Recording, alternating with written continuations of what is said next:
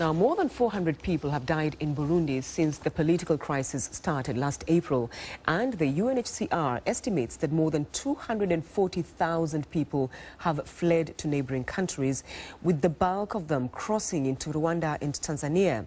The president of the International Rescue Committee, David Miliband, has just visited a refugee camp in northwestern part of Tanzania.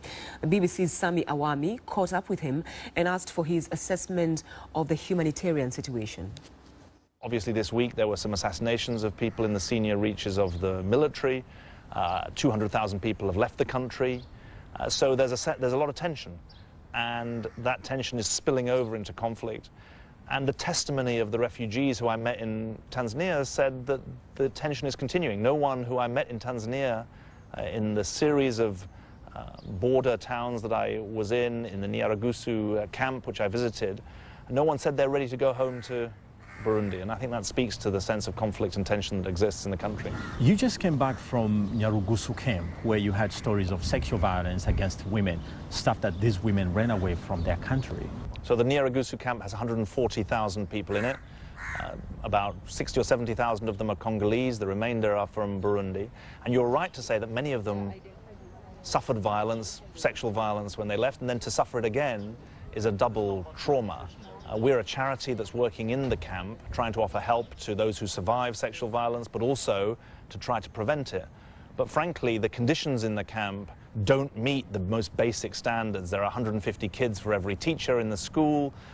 There is not proper lighting in the camp, so the basics are not being delivered. And that's something that the international community needs to step up for, because the Tanzanian authorities are giving land, but it's the international responsibility to help support those people. Do you see this international aid community doing much to help, especially when they're so much occupied with terrorist attacks and the Syrian refugees crisis?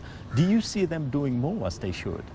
Well, it's a very good point that there are 20 million refugees, 40 million internally displaced in countries like South Sudan, that necessarily need the bulk of attention.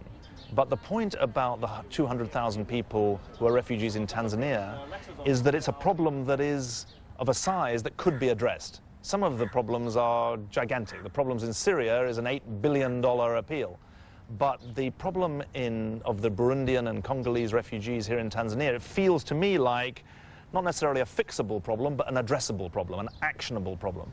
You have been quoted as saying you want to transform the humanitarian sector into a humanitarian system.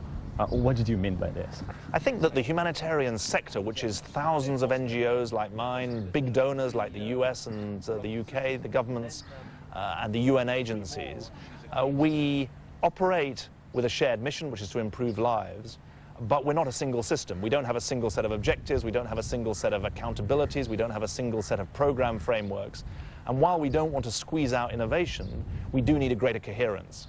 And the danger of a sector like the humanitarian sector, which is $20 billion are spent on humanitarian aid, the danger is that if it's not focused and coherent, then the money isn't spent as well as it could be, and that's the challenge that we've got.